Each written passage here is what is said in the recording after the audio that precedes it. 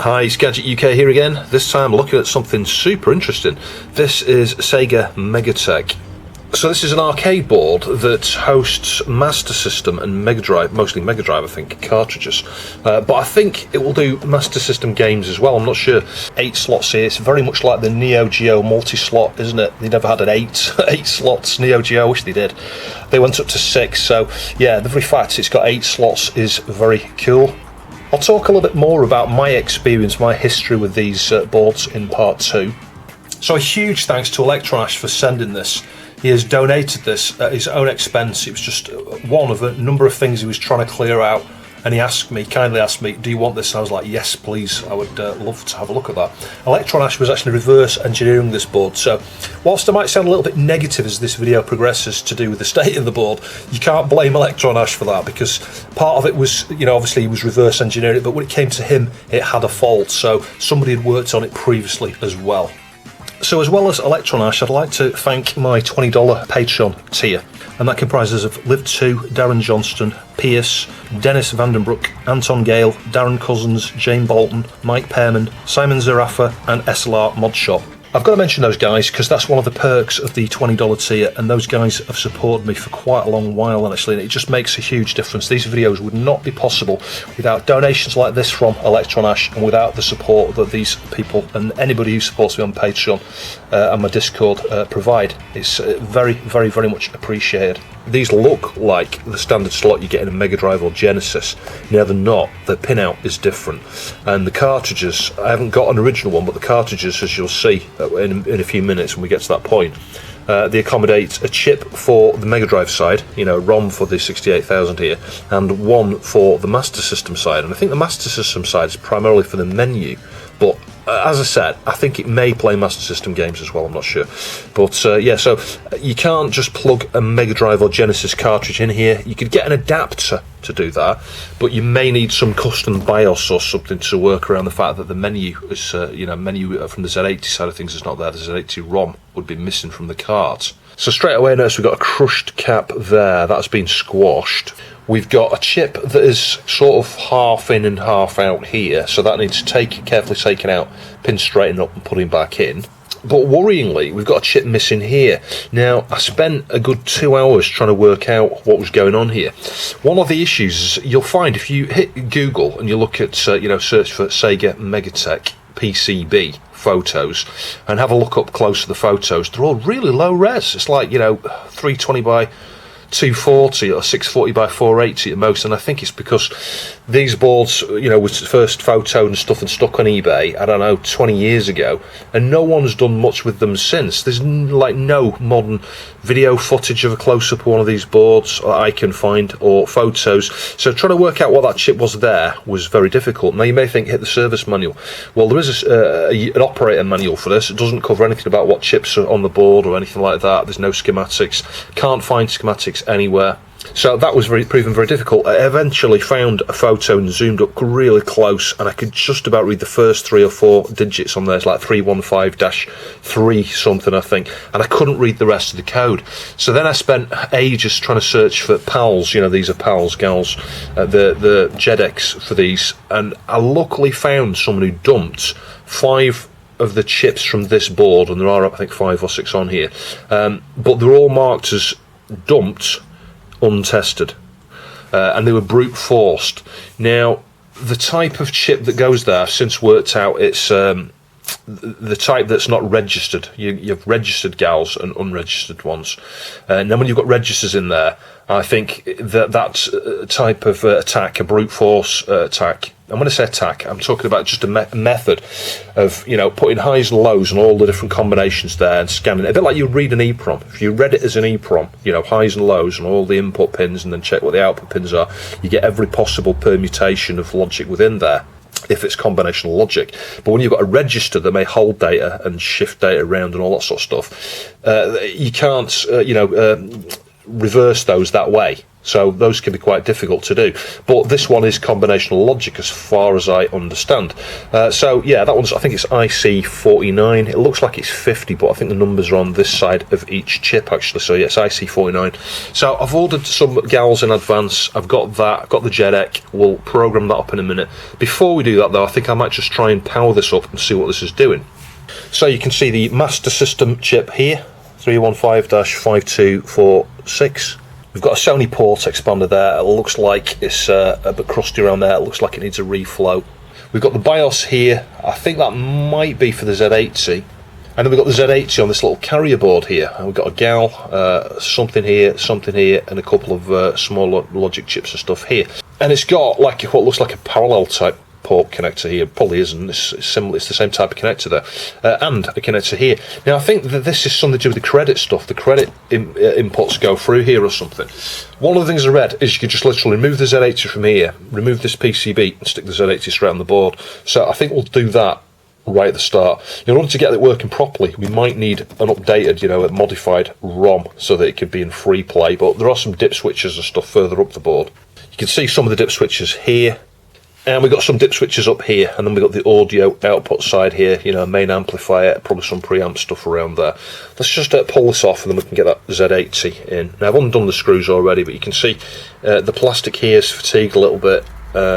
Yeah, so those, have not stood the test of time. And we've got some more gals around here. I think there's, like I say, 4 or 5 on this board. And down this side here, we've got another Z80. So we've got 2 Z80s on this board, haven't we?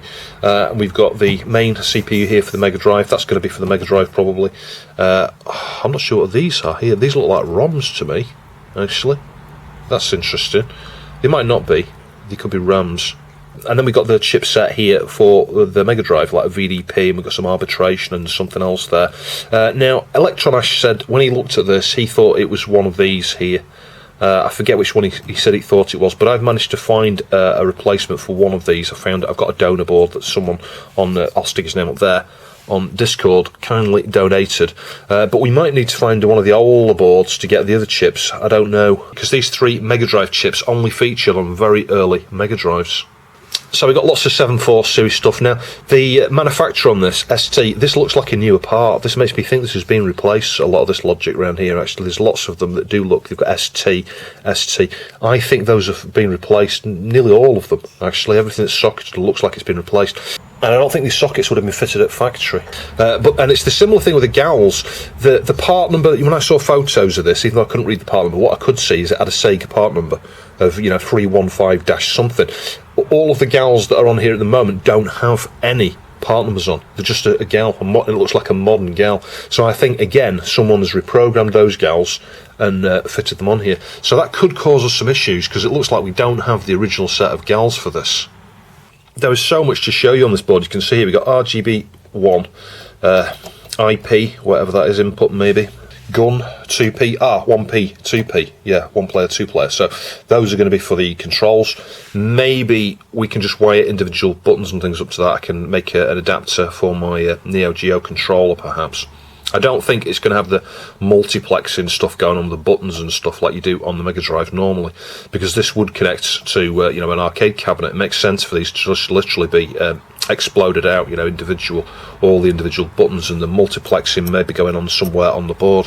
And again, more connectors over here. So select, what on earth's that? I've got no idea. Look at it, it's huge. And then RGB2, you can see some cables coming off here. So this, I think, maybe where Electronash tested this when he had a quick look at it. A lamp. So is that a bit like the Neo Geo, where you've got an LED driver, so that you have a window at the top of the cabinet, or 8 windows, each one with a little insert for the sleeve for the game, and then it illuminates the relevant slot. It looks like that, doesn't it? This kind of looks like a Neo Geo MVS multi-slot. This is interesting. Down here it says space. So that's where you put your space IC. And we've got another space IC here, look. We've got an interesting unpopulated area around here with some more logic, some resistors, and a connector. It says amp, so maybe there's some sort of alternative amplifier module or something. It's weird how they've done that. And another space position there. I mean, joking aside, these space IC positions here, the interesting thing is, can you see we've got like a little breakout set of pads next to each one. So that is quite useful. Perhaps when they were designing this they thought, oh no, what happens if we have a problem? I know, we'll just use that little bit of space there and put a little breakout thing. Because what you could do is fit a chip there, you know, if you need to buffer a signal or something, to tidy up a signal or delay it a little bit or something like that, or add a bit of combinational logic and you haven't got anywhere on the board to deal with it, you could add a chip there and then have a couple of wires going to the relevant places from the breakout points. So that was quite a clever design to allow modification to the board should they miss anything when designing it. And in case you're wondering, that's one of the caps off that little PCB that goes into the Z80 area. It's completely been busted off there, it's just taped on. And you can see at the back here, this is where the power goes in. That pin there's looking a bit bent. Anyway, we've got red, and I've tested this, that goes to 5 volts. I'll show you that in a minute. Grey, I think, is ground. Yellow is 12 volts. So I'll use the bench power supply. We'll use the Agilence. It's got 2 different voltages it'll supply. You know, we can have 2 separate supply rails. I'll use the 6 volt rail to power the 5 volt. You know, we'll set it at 5 volts, and then the 30 volt rail we can stick up to 12 volts. It's not going to consume much in the way of 12 volt, you know, current this on the 12 volt rail. It's just going to be for that amplifier at the back, probably. I now have tested the connectivity there. I'll show you that anyway, just so you can see how you work out something like that. And you can see where those wires are soldered on the underside. So yeah, how do you test? Well, you test on connectivity on your meter. We've got all these connections here. Lots of them are joined together, like this whole block in the middle here are all grounds. They go across like little inductors here just to clean the edges of the signals up or something, a bit like, you know, ferrite beads. So yeah, we've got literally a big chunk of one connector there, a big chunk of one connector there, and a big chunk, well, smallest chunk, 2 rails of one connector there. If you trace the yellow here on connectivity, it goes across here, goes to this really thick trace that goes up to the audio amp here. So that's a safe bet that that is going to be 12 volts. You could obviously then look up the part number of this amplifier and its pin out, and just do confirm that you want 12 volts on its, you know, it's a VDD or VCC pin or whatever. And yeah, that I've done that. That's 12 volts. The ground, you could just test anywhere on the board to the ground points. So on any of the 7.4 series, you know, pin the pin furthest away on the same side as pin 1, same side of the chip as pin 1, the one that's furthest away. That is the ground, and I've tested that does connect to ground on the various places I've measured with my multimeter. And it's the same with the 5 volts. You just test for any of the points on the board on the 7.4 series. The uppermost pin, you know, top left as you look at it with its semicircle to the left hand side here, it's this top left pin. We got dead short there to that rail, so that's the 5 volts. Obviously, if you're dealing with a board you're not familiar with, you need to research a little bit, see what voltages may be required. You know, if there were other rails on here, we might guess that it may need -5 or -12. So you do need to be very careful about these things before you you know, power it on for the first time. But I'm confident that the way I described this is correct. You know, it's 5 volts ground, 12 volts. So you can see lots of wires on the underside, but these, from what I understand, are factory mods. I did look at a couple of photos of these boards, and I think that's the case. That looks like that may have been reworked, so maybe that is a fix. I'm not sure actually. Some of these, I don't know, there's lots of flux on there, can you see? But I think they are factory mods, all of them. And on the RGB2 interface here, it's got 2 screens, this board. It powers 2 different, you know, it has 2 screens. The top screen has your list of games and things and shows you the title of the game and the artwork of the game when you start the game and any instructions and things. And then the bottom screen is the one you play your games on, you know, the main display screen. So you can see, you know, he's got all these things here. There's like 5 connections wired up there. I'm guessing we're going to have red, green, blue, ground. And I think this was intended to be synced, but it's not going to the right pin. I think syncs this pin up here, isn't it, or the one next to it, and it's going to the one next to that. So we need to do something with that as well. It might be that this is sync on green. Now if that's the case, I could have some real problems. There's a resistor under there. No, there isn't, it's just a bit of heat shrink. So yeah, I'm going to power it on first without the video, and then we'll have a look at the video. So I'm going to try powering this with just 5 volts to start with. That might not be enough. Let's just get this chip out. So yeah, pins are all bent on one side. I don't know how that's happened to that. Let's just try and straighten those pins so they'll go back in. I think some solder work has been going on this, because the solder all over those pins there. And you can see the socket here, so yeah, I don't know. I don't hold high hopes for this. It's obviously had extensive work on it in the past. So let's get that back in. I don't know why that was out on one side. That is really weird. And let's get the Z80 in as well, so we can pull it out. I think it's a Z80, yeah, I think it is. Let's try and pull that out. its pins. Again, there's solder all over those, so I don't know. Get that in there. So you could use an ATX power supply or something, but this is going to be current limited. So you won't have seen the video for this yet. This will follow, and I'll show some of the setting up of this board with this and some of the wiring and stuff later. But the bottom line is we've got 5-volt output and a 12-volt output. That's actually 6 and 25, but we'll set the 6. So if we do display limit here, so you can see I set it to 5 volts, and we'll change to current. Going to limit it to about 1.4 amps. I bet it draws less than that, 1.1 or 1.2 amps probably, just looking at the chips. Now we've got no cart or anything in there at the moment. Oh, that timeout really annoys me. So 5 volts, 1.4, and then we'll do the plus 12 volts rail. We'll set that to 12 volts, and we'll limit its current to half an amp. I don't think it's going to be anywhere near that. So let's just check that, 12.5 an amp back onto the 5 volt one, 5 volts, 1.4 amp, and if we choose, let's just check, I'm just checking the connections, I'll show you in a sec. We'll just put output on, so we've got 5 volts, there you go, 1.243 amps. So you can see the wiring mess here. I've used croc clips of, yellow going to yellow, red to red, black to black from those relevance connections there. And if you look at the meter there, if we just again measure on one of these 7.4 series, just like I showed you with the diagrams before, ground, this is pin 1, ground is furthest away on the side of pin 1, and then VCC is up there. Hopefully you can see that, 4.83 volts, so that should be enough to power this board. Now I've got it connected up to the TV, and I did check the SCART pin out there. What we've got there is the fast switching wire just floating at the moment, so it's showing a white screen. That's what you'll get. That's what you get if you don't feed, the right voltage level into the fast switching pin to put it in RGB mode. So the very fact that we've got a nice square display there shows me that the sync is correct, and it's able to go, hang on a minute, you've got an image and it's this frequency, here you go, here's a display. It's not, we haven't got any display. I'll show you, I've switched it off. There you go, TV's off, switch it back on. I'm not sure if it's on the set. Yeah, you go, same channel. There we go, it's back again. So we just need to add a resistor on this wire here and then connect this up to 5 volts somewhere on the board just to feed a couple of volts. I think it's like between 1 and 3 volts, isn't it, on the fast on the switching pin. And that should hopefully give us some sort of display. So for the moment I've soldered a resistor on the 5 volt pin on here, VCC, to that wire. And if we connect the SCART cable back up again, just carefully set that there. And that's what we're seeing on the video. So that is strange, isn't it?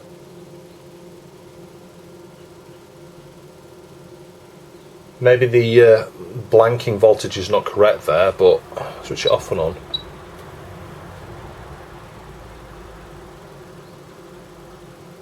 Yeah, primarily a black screen. Now bear in mind we've got no cartridges in this. I'm not even sure which display we're looking at here. We're looking at the Z80 side of things where it presents the menu. We probably are. I'm not sure if the dip switches are set right, and obviously we're missing that GAL. So I think the next thing I'm going to do is program up the GAL, and we'll see if that makes any difference actually. So we've got what I believe should work here, a GAL 16 V8B. You can get a number of different versions. You can get like the A, B, C, D, I think, but I think a B should be okay, and the dash 10 is the important part there. This is probably way fast enough. You could probably get over the dash 15 or a dash 20, so a dash 10 is 100 nanoseconds, and I think that should be okay. It's pin 1 up the top here, as you can see there, so we'll connect it up to the PC and we'll program it. So if I select GAL 16 V8B there, and then we load the JEDEC. So the one we want is 5349A, that's U49. There's the fuse map, and there's a few things to do here. Untick encrypt, and we do device program, and then make sure you don't set the lock bit because you want to be able to reprogram this. And there we go, it's raising programming verified. So fitting that GAL made no difference to anything, behaved just the same. So recording this bit right at the end, it's stuff that I just didn't show. I did it, but I didn't record it. 68,000, one of the things I did here, and I did the same thing on the Z80, I'll show you the pin out of that in a minute, is check the clock, pin 15. I just tested with a logic probe and I could see pulsing, so I knew that the Megadrive had a clock, but I looked at its halt and reset, and as you'll see as we progress through the video, those were low. Or certainly reset was low, just held low, which shows that the Megadrive has just been held in reset. And at various points I had the logic probe on the address bus and the data bus for the menu side, not the one on the Megadrive, we're ignoring that one. You know, the one that's at the bottom of the board there underneath the SRAMs next to the 68000, that is just going to be used for Master System games and the Megadrive sound. So at this point in time, I'm not interested in that. But the Z80 for the menu, as I say, check the address bus and the data bus, and we could see lots of activity on that chip all, you know, right from the start. But the other thing I did obviously as well when we had a black screen is logic probe the clock. Again, we had pulsing, and I had a look at the IRQ. The IRQ was flickering away there, so it was obviously doing some interrupt stuff. And the halts, you know, you want to make sure you've not got a static low. If you had a low on the halt signal there, that would indicate that something's halting the processor there. There are other signals on here you might want to probe as well, but in general the clock is the main thing I was interested in, making sure it wasn't in halt and the IRQs were occurring, you know, interrupts. So the other thing I did at this point is take one of these PCBs here that are designed for the Megatech, you know, reproduction PCB, and I put two ROMs on here, one for the menu and one for the Megadrive. So it's got a 32K, it's a 27C256 and a 27C400, that's 512K EEPROM here with Shinobi on it. So I probed quite a few things yesterday with a logic probe, and I'm kind of the opinion that I don't think I'm going to be able to fix this, actually. You might be surprised to hear that, because there are so many variables. And what I mean by that is, like, you know, this gal's missing. Well, we programmed it up, we're using an untested JEDEC, so we don't, straight away, that's a question mark. Now, the other gals, I think there's a couple of them here, and then there's one up here. They're not marked with a Sega part number. They look like modern lattice replacements, which again is leaving a question mark in my mind. I'm thinking, have they got the right JEDEC? Is it a JEDEC that's been tested, or is it the set that I've used, the one from the other chip up there, you know, when I programmed that? I bet it is, because there's no other JEDECs out there and they're all untested. So just the JEDECs here could mean that no matter what I do and how much time I spend on this, I get nowhere with it. So that's the first problem, and I don't like it when people tinker like that and remove the... Where's the original chips? Why not just leave the original ones in a bag or something, you know, an ESD sponge thing with a tape to the board or something, so that someone's got half a chance of being able to repair it, because the way things stand, I think I'm not going to be able to repair this. Now, I could be wrong. It'd be interesting to see if I have egg on my face and I end up repairing it, but I don't think so. I think this is going to be a fail. The other element to that is all these things that are socketed. I don't think these are original sockets. I think they have been socketed by someone else. So lots of things have been socketed on here. There's a couple of little yellow wires on the underside that I think are fixed wires. I don't think those are factory ones. The green ones look like factory wires. The yellow ones look like fixed wires. So, I mean, that could be an official repair from Sega at some point in the past. But so many things socketed that aren't normally socketed. I don't know. That makes me think someone's just worked their way around this, and that could have been part of when Electronash was reverse engineering this board, and I'm not saying there's anything wrong with that. That was what he purchased it to do, and he's, you know, got partial schematics for this, which is useful. I can refer to that to help me out in places, but it's not. It is partial. It's just the chips with the pin numbers and stuff listed, you know, and then there's some connectivity to the slots. Now, because this is just given a black screen at the moment, and we're using the video connector down here, I think, and this is where I could be wrong, I think that this could be the Master System output, the menu output, RGB2. I could be wrong, but it would seem logical. It would seem logical to have, you know, the video connector all the way over the left-hand side of the board next to the, you know, for the Megadrive, and the one on the right-hand side over here for the Master System.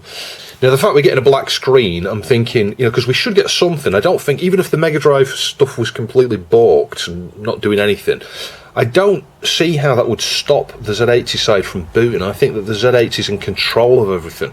So, and they're independent video interfaces and stuff. So, I think, you know, the Z80 side could be an issue. Now, there's the gals and things here. This could be why, straight away, why it's dead in its tracks, because the gal's not right. That's the worry with that.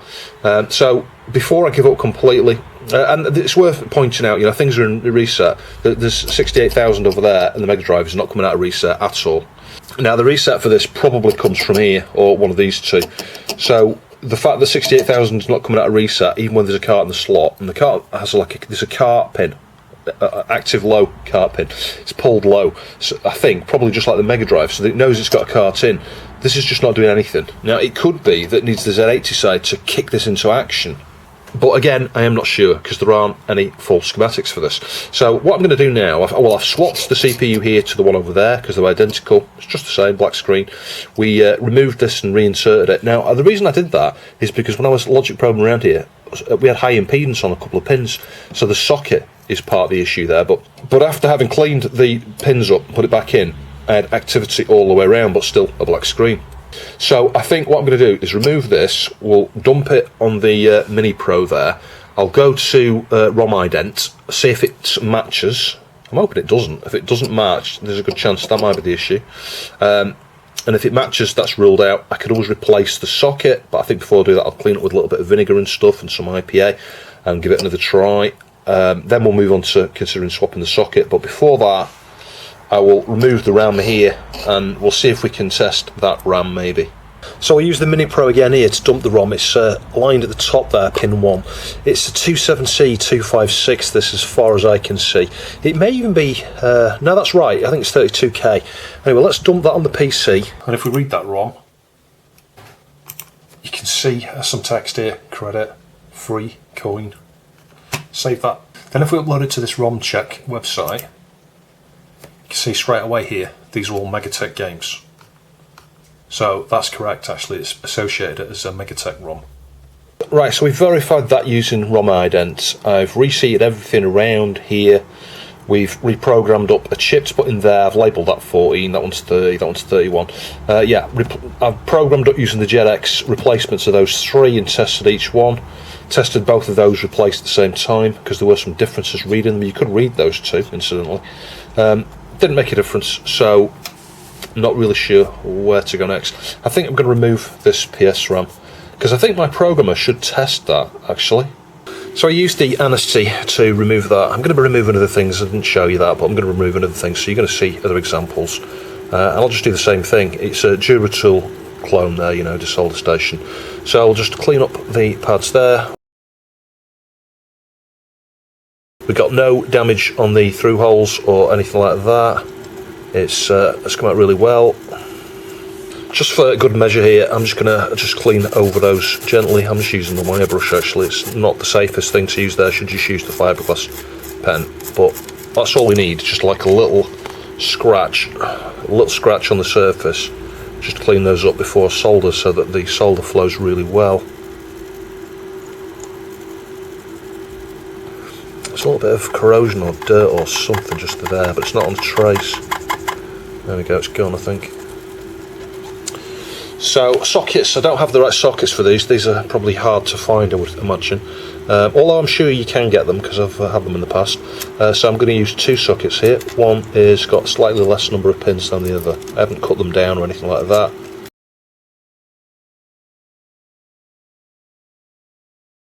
Right, so I'll show you where I'm up to with this. If I logic probe these pads here, these connect to the cart detect pin. It's like the 7th one up on the left hand side of each of these slots. We've got 1 cart into the left hand side. So these 4 here represent, that's the first slot. You can see it's low. If you've not got a cart in there, that will be high. Now look at the next one. That's high, high, low. So it's like it's detecting 2 carts where there aren't 2 carts in.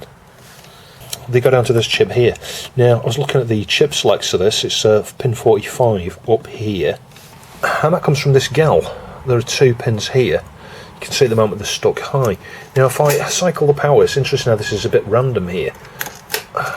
See what happens now. Look, pulsing. Intermittently it will pulse the chip select on those 2 chips. When I say 2 chips, this is the chip select for this one and the one down there. This provides the chip select. Now I've just replaced this gal.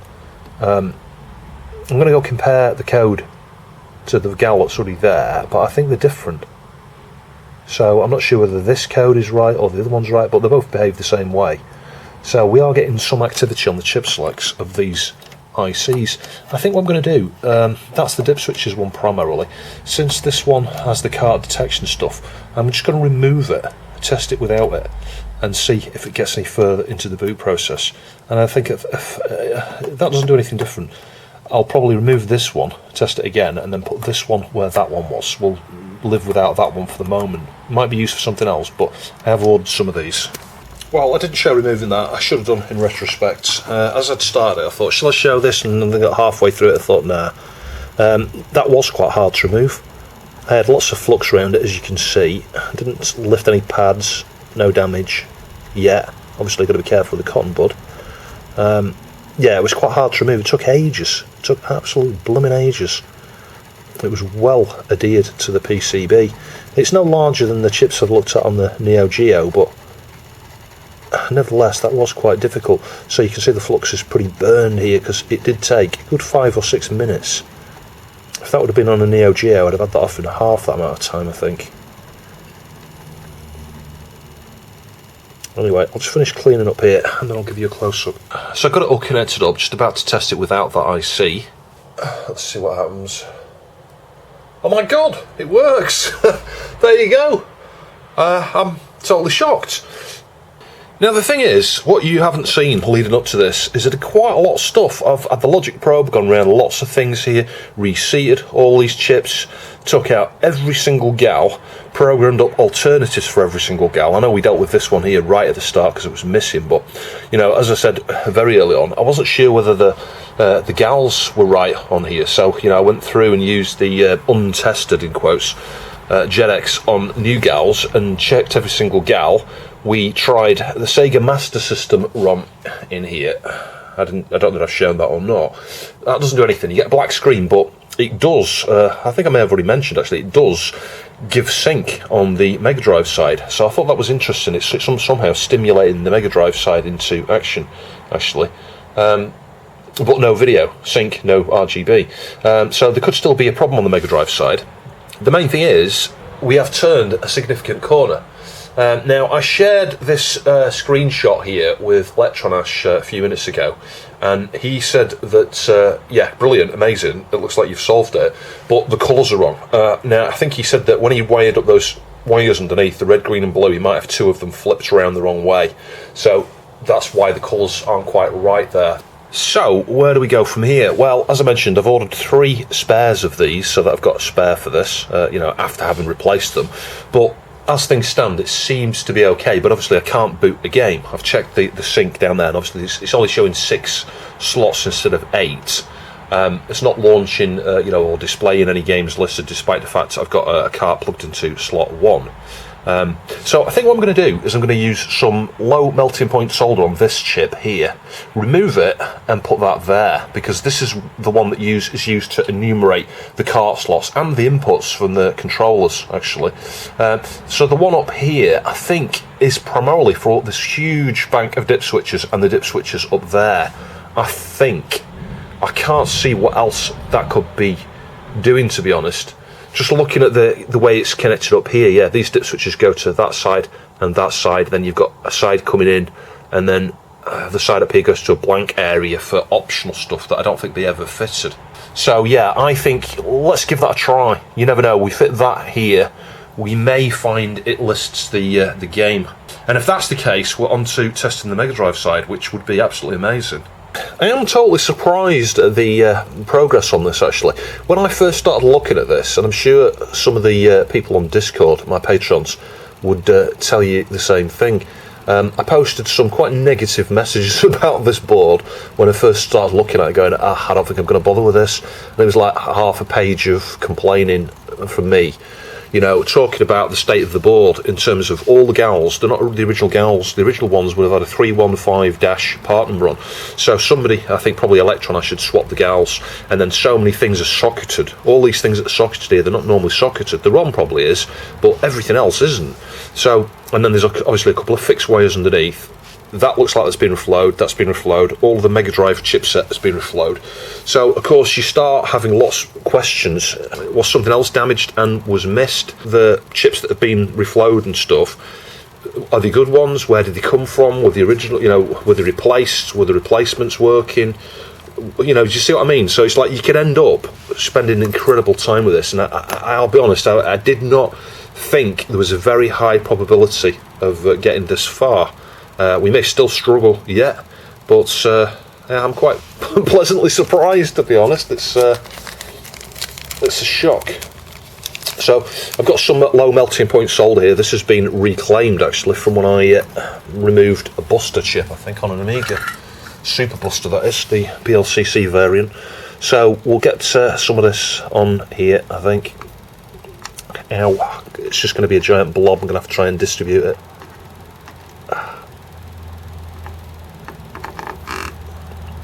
Try and move it around the thing here. There's probably more solder there than I actually need, to be fair.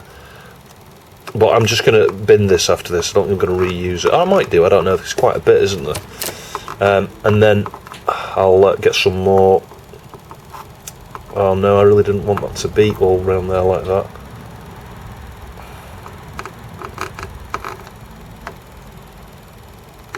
I'll tell you what, I do have some more. So yeah, an incredible amount, more than I perhaps needed. I totally underestimated or overestimated there, I think. I didn't think it'd all settle in one place either. So we've got lots of flux on here as well. The one thing you have to remember is that solder has been mixed previously with something like, I don't know, 10% normal solder. So it's not quite as good as it should be. But if we use some hot air, that will ensure it melts a lot better.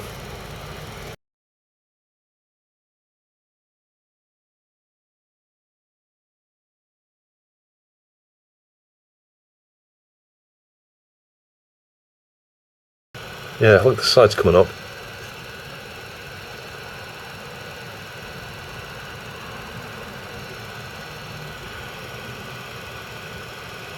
Let's lift the look. There we go.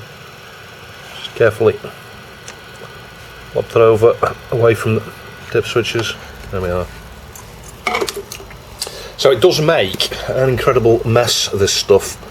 I'm just going to just carefully grab the chip and put it on top of something else. There we go, like there. I need to mop up that now. I'll use the solder sucker to remove that actually. But we'll let the board cool a little bit first. Need to be careful of that cap there. Ultimately, I might recap it anyway. I'm certainly going to be replacing one or two of the caps because a few of them are damaged.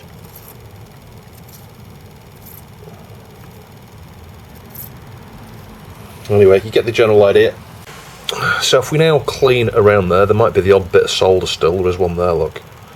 It's that awful solder. And I'm going to test it without it. In theory, it should still work, I think.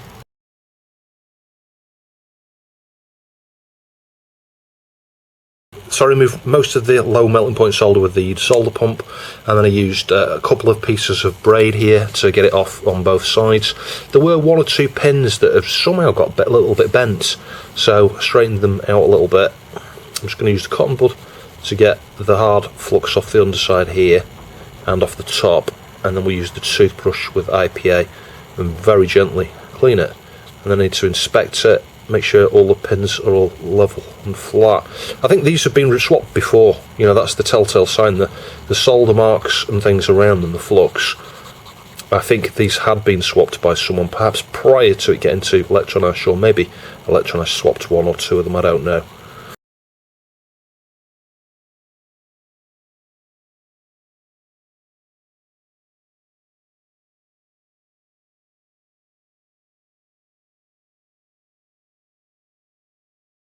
Anyway, I'll just give it one final inspection to make sure all the pins are straight and flat and stuff, and then we'll get it on there.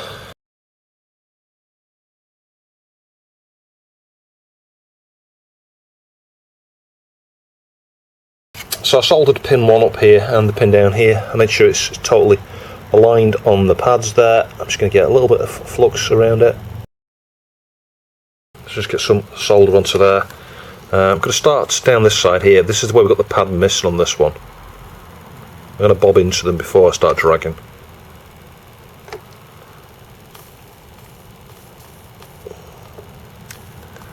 And the reason being is because that's the side I've anchored on up here. If I start dragging across, the chip might pull with me, you know, with my movement, if you see what I mean.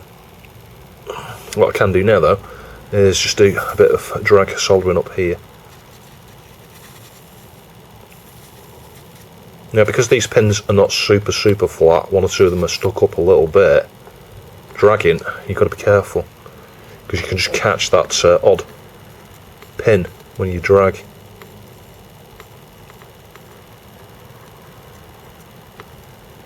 Like that corner pin there, I'm not sure about. Yeah, I can't really see very well from here. Anyway, let's have a go down that side. Really nice. Yeah, that was like first pass, it's done, isn't it? Anyway, you get the idea. So I'm just going to reflow that side there now, and then just inspect and reflow anything that needs it. And then we'll go test it. So here we go. What's going to happen? Do you think we're going to get a black screen again? I have not cleaned all the flux off, and this is my first power on. Let's give it a try. Let's see what happens. Just feel on the top of that chip. It's not hot. Oh, black screen. That's not good, is it? So, it might not be that chip, it could be something else on there.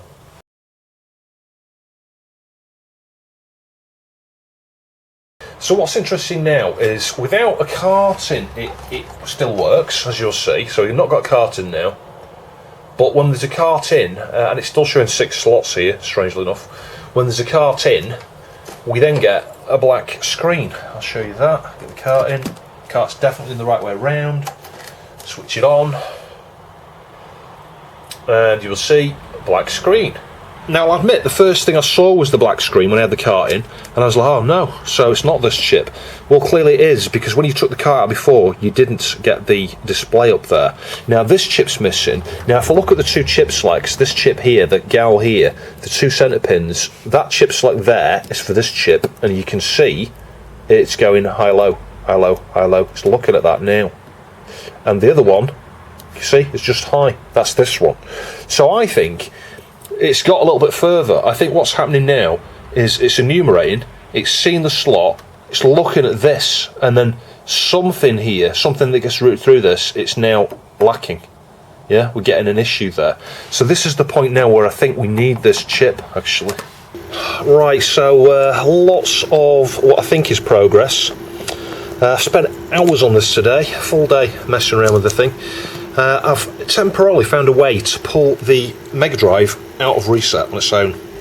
Now, as far as I can see, the reset signal, well, I know, the reset signal comes from one of those CXD chips, the one we've now fitted on the board. So it could be that that chip is outputting the reset signal to bring it out of reset. But there's an issue. This car, I put Shinobi on it. Now, I went looking through the Megadrive ROMs. There is no Shinobi, so I'm like, what's going on? It must be the Master System version. Now, I think I byte swapped it. That's going to be the first mistake. I know that because I've just taken a copy of the ROMs and I renamed it to .sms, the 256k image for this game, and it loads up into an emulator straight away. So the fact I byte swapped that will complicate matters. But then the other issue is, I'm not sure how this board is. In fact, I don't think it has the capability to set as a Master System game. You'd need to short a pin somewhere. So it's loading it as a Megadrive ROM and it's a Master System. So now it's coming out of reset, and I'll show you that in a minute. It ends up halted, and I think it's probably because the code's going wrong. So what I'm going to do is just remove this chip, stick Golden Axe, and I've tested that, renamed the ROM again, loaded it into Fusion. It runs after it's been byte swapped. Not without byte swapped. So what that means is the ROM file for this in the zip, it's correct in terms of sticking it straight on here. You know, it wouldn't run at default in an emulator. You had to byte swap it. So I can just take that raw binary that's there, write it to this Golden Axe, and hopefully that should work. For the moment, I'm going to leave the Shinobi menu. The menu is independent, so what it'll do is, if it works, it'll come up saying Shinobi on the title, but then the game will be Golden Axe, and then I can fix that later. The main thing is just to get something booting. So it doesn't, however, mean I now need to remove this ROM, erase it, and go and program it. It takes ages using that blooming Willems. I hate doing these chips. We are getting sync out of the Megadrive, but no video, obviously, because it's in halt.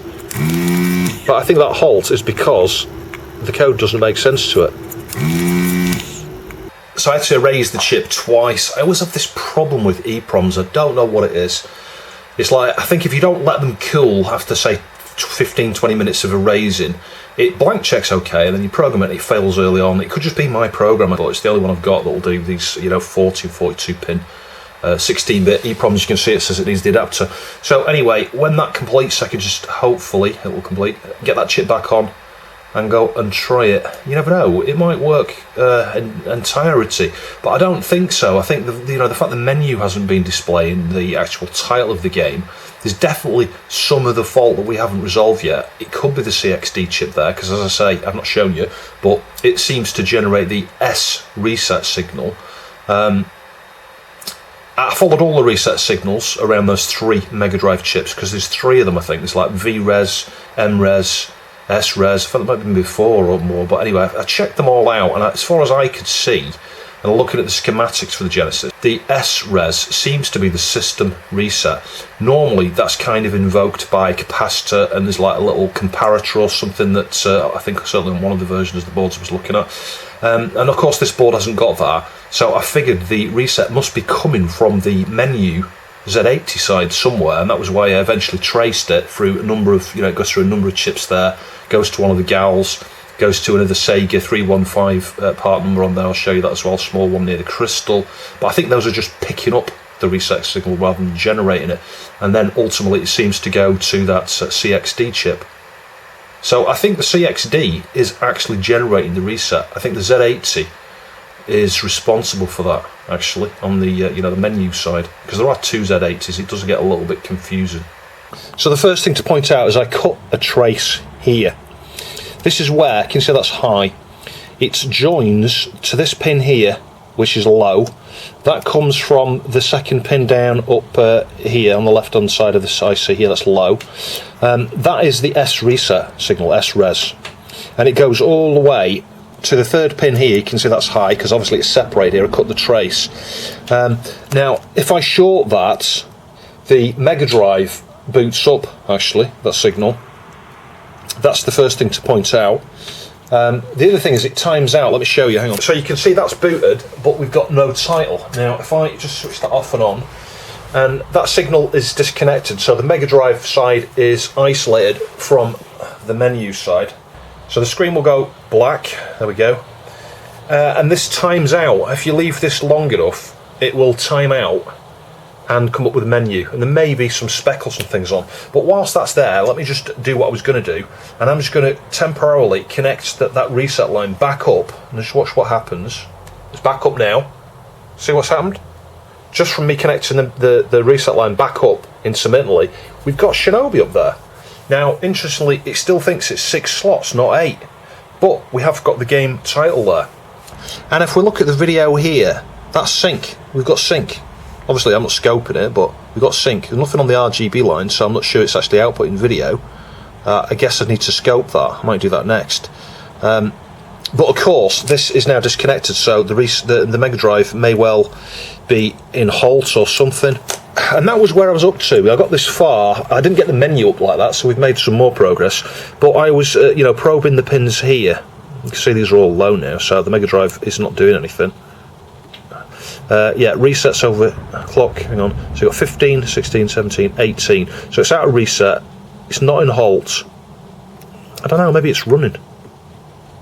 No, because look, these are all low now, so I am not sure what's going on. Maybe I caused it to crash by bringing it out of reset that way. The other thing I might be able to do, just temporarily now, is join this back up. I need to think of a way to do it. If I, because I've cut the trace there, if I join the reset signal back up to, I think it comes here as well, pin 2 on there, if I can join it up to that and power it on that way and see what happens. Because what might be doing here is I'm bringing the Megadrive out of reset. If it's not looking at the right place over there, the right slot, it's not going to boot, is it? You might get video like we are doing now, sync, and that's all you're going to get. But I am still puzzled why it's reporting 6 slots and not 8. There's definitely something else I'm missing here, and I think it's something to do with the cart selection logic. So the curious thing is reinstating that S-res line. Just watch this, and it's not me wobbling. It does occasionally pulse here. And it isn't me moving it. I held it dead stable there. Look, it's flashed again. Sometimes it goes flash, flash. Look, flash, flash, flash, flash, flash, flash. That isn't me wobbling on the pad. I'm being sure I've got a very, very good connection. Something's coming through the CXD there. But you see, it's perhaps not going high, I don't know. I mean, bear in mind that is the reset, so it's going to be resetting the Megadrive, isn't it? Like, constantly resetting it. The question is, why would it be constantly resetting it? Maybe there's an issue on the Megadrive side where the Megadrive's kind of influencing that reset. Let's just keep an eye on the sync signal here, because I would expect a similar sort of thing if that reset... See, the pulses are so short though, it might not have time to come out of reset here and generate some sync. But what I do know is if you influence the reset signal there, the Megadrive does come out of reset. I just think at that point in time, it's not pointing to the right place in terms of you know, the code and stuff. It can't see the cart perhaps because it's not looking at necessarily the right slot. What I could do is try the cart in different slots and try and bring it out of reset the way I've been doing. And if by some minor miracle it starts working, that's a bit of a clue. So incredibly hard to work on this. Let me just show you. If I logic probe the video output here, you see that? We've got pulsing. So sorry about the reflection on that. I'm just going to scope the RGB. Hang on, let me just try and connect to ground somewhere. If it's a holder. So that's, hang on, that's one of them. See that? And it's differing levels. That shows me that the video is changing. That's the second one. So I presume green, red. We've done red, green. That's blue, I think. And sync. And you'll see the sync is correctly formed. Well, I think it is. The RGB, yeah, is seemingly, you know, it's outputting video. I suspect if we had this connected up to a TV or a monitor now, we would see Golden Axe, actually. And of course, while that's going on, the CPU's okay as well. I can show you that. Now, in order to do this, obviously I have to trick it. I have to disconnect the signal that comes from here for the reset, and then wait for the black screen to appear, and then reset the 68,000, you know, reset the Megadrive side. But if we look at its, hang on, that's stationary now. It has crashed. That's stationary. Let me just cycle the power. You'll see some activity there. That's because it's out of reset right at the start. So you've got to hold the reset joined up to there, where it normally would be. Let it black screen, then pull that off. Not really sure what's going on. I really need to connect the other display up so that I can see what's going on the other display. But the thing that keeps coming back to me on this is it's only seeing 6 slots. Why does it not see any of the slots? And the other thing is, when I move this card to another slot, I can't get any further. It won't boot. I can't get it to boot at all. So is that because you've got to have them in the slot order? Like, you can't have like 1, 4, 6 populated. You've got to have the first slot here, and then the next one 2, and then 3. And if you had 8 games, then it would go all the way up to 8. I don't know.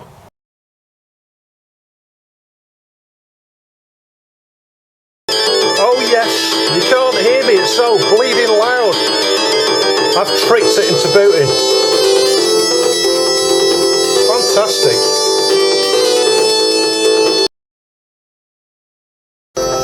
Right, let me switch the power off. Hang on. I'm sorry, it's so loud, it's deafening me. I'm coming to a theory based on behaviour. So I'll show you. If I switch this on, and I'll try and show you everything here. Oh, hang on a minute, let's switch it off. Occasionally, because the Megadrive's coming out of reset on its own, you get horrible tone. Right, let's wait, we've not got a tone, hang on. So I can trick this now by literally joining up that signal just for a click, like that, tap them together. You can see you get the flash in here, that shows it's working. Listen. Yeah, and that's consistent. I can show you that again. Switch it off. Hopefully we won't get a continuous tone. And I'm just going to touch the 2 leads together. Touch. And it's doing it again. So I can consistently boot this now.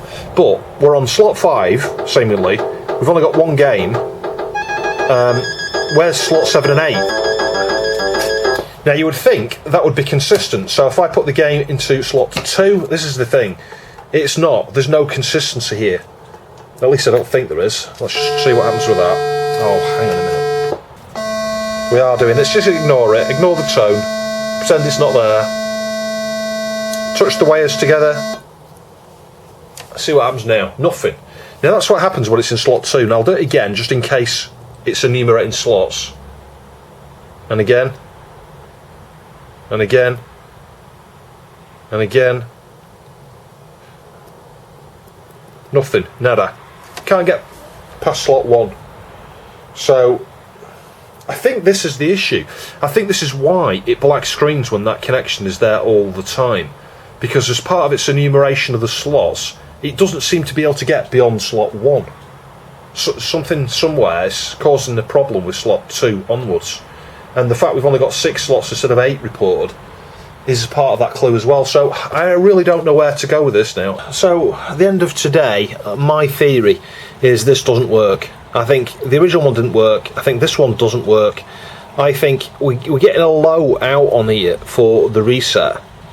And I think maybe that's supposed to be detecting the reset.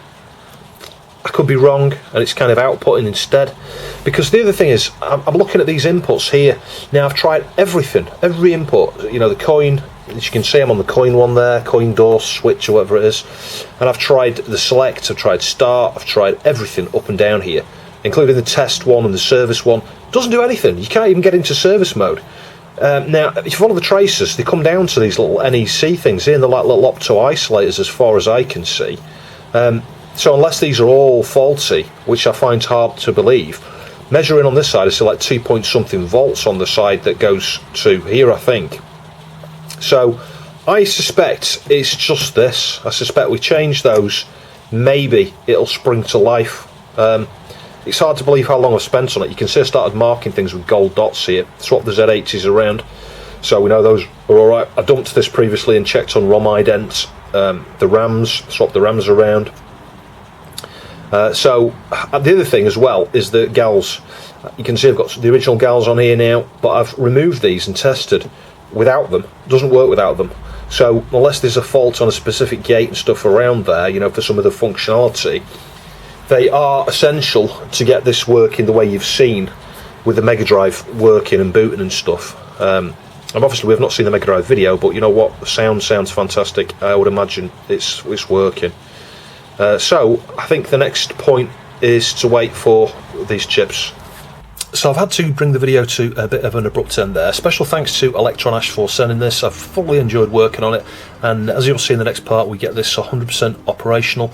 There are a few more, 2 or 3 I think at least, problems yet to deal with, but all should be resolved in the next part. So I do hope you enjoyed the video. If you would like to support the channel, please see the Ko-fi and Patreon links down below. I'll catch you in the next one.